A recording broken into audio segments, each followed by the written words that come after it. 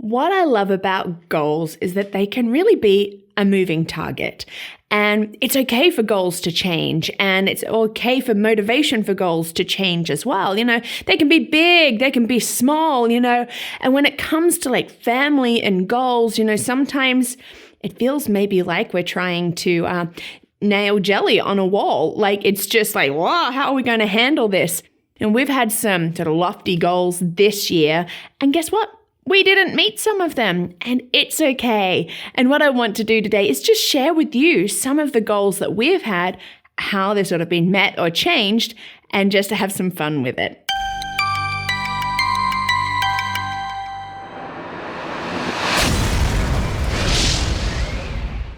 Hi, and welcome to Learning Life. Thank you so much for watching today. And as we just talk about goals, because guess what? Happy New Year. Hooray, we're in a new year. It's 2021. Woohoo! We've left 2020 behind, the year of crazy. And you know what? I'm looking forward to this year and what it means for us as a family. And, I just want to also say thank you again for just watching these videos and being part of our community. Thank you for the likes and subscribes. Don't forget to subscribe, like us, leave me a comment. I would love to hear from you. Well, families can have some great goals. I know that we've had some great goals this year, and we haven't quite met all of them, and I'm totally okay with that.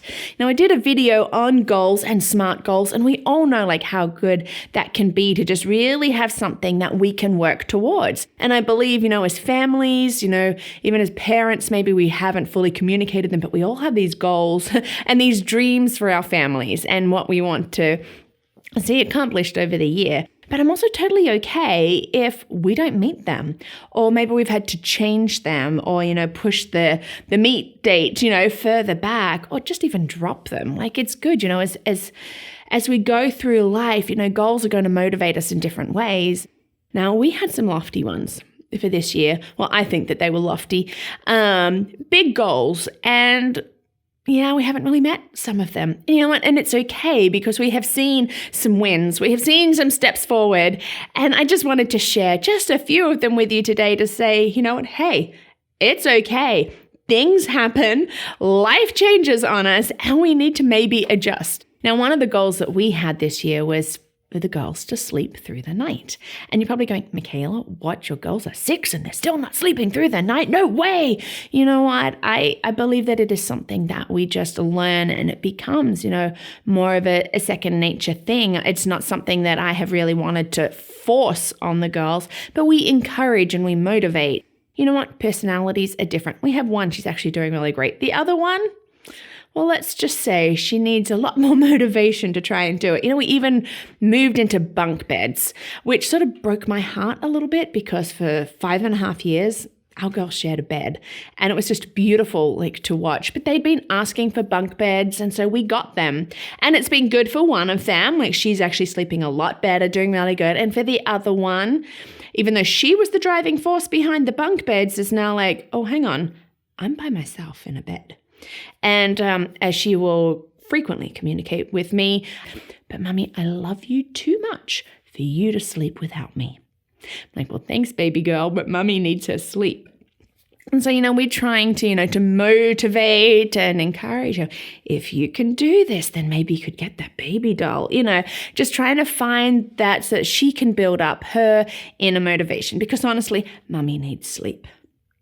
Mummy needs sleep. And I'm not worried. I know that she is going to get there, but this is a goal we haven't met. Another big goal we had was school. Yes, I've been unschooling, and that still is the primary heart of what I'm doing with the girls, but I wanted to introduce a few more maybe more formal things in school. So September, we launched Tri-National Academy for Powerful Girls. It's a very exclusive school. It's very cool.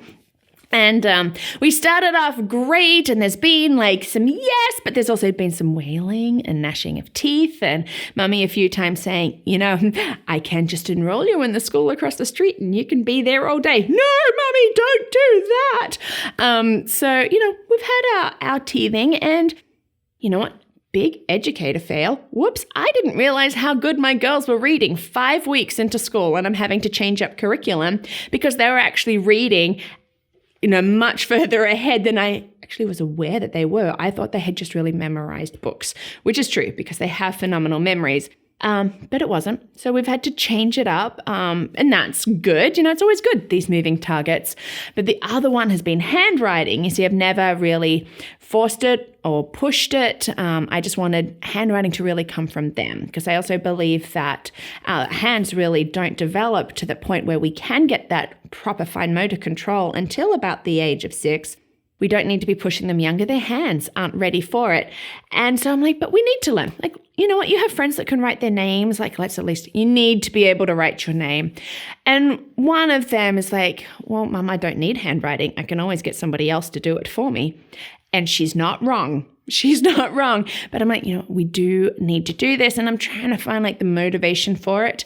And they saw a photo of my little brother who used the spices in the supermarket that have the big sort of uppercase letters, capital letters for the spice, and he spelt the word boobs.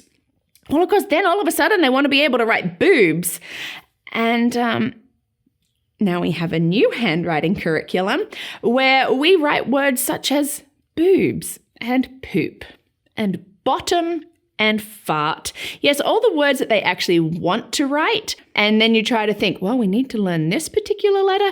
Is there a word that they would like to write with that letter in it? So yes, I'm thinking of bringing out my new Tri-National Academy handwriting course, teaching your children to write with words like boob and poop. I'm sure that'll go down so well with so many families. But you know what? You roll with it. This is the joy about homeschooling as well, and unschooling, and just finding that motivation. The third thing that we really worked on was being more in control of your emotions. Me too.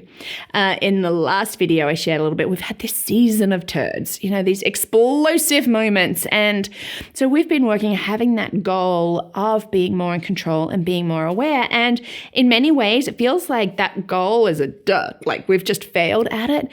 But honestly, we haven't. While we've had these explosions, they are becoming more aware. One of them will be like, well, I'm frustrated. And storm off, or they're like, I just need time to myself, being more self-aware, but we've got to learn how to actually communicate that properly.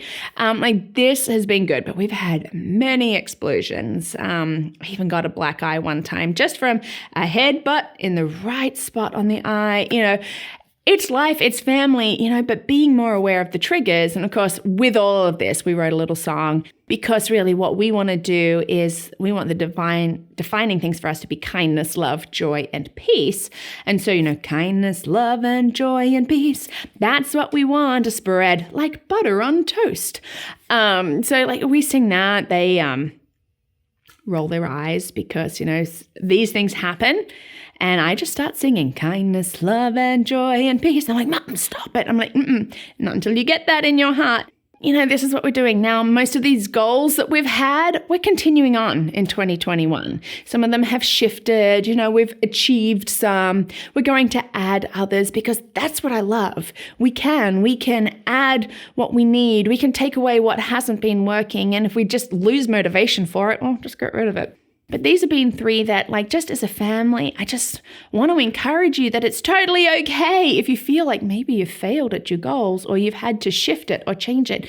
This is life and this is normal. And if I think we're not shifting and changing our goals or our target, we might become too rigid and actually really miss something. Miss that motivation of handwriting or miss that being aware of our emotions. I just encourage you as well to look at your goals and be like, can I have fun with this? Do I need to change them? Are they a moving target? You know what? Absolutely. Because this is parenting. This is life. And you know what? Maybe we won't have, quarantine and murder hornets and all of these things, but we will have the challenges day to day of just raising powerful children who have their own personalities and want those personalities to be known. Well, thank you so much for watching. And, if you love these videos and would love to see more, you could join us through Patreon and become one of our champions to help us bring more content out to you. And you can do that by checking out patreon.com or checking out our website, LearningThis.Life.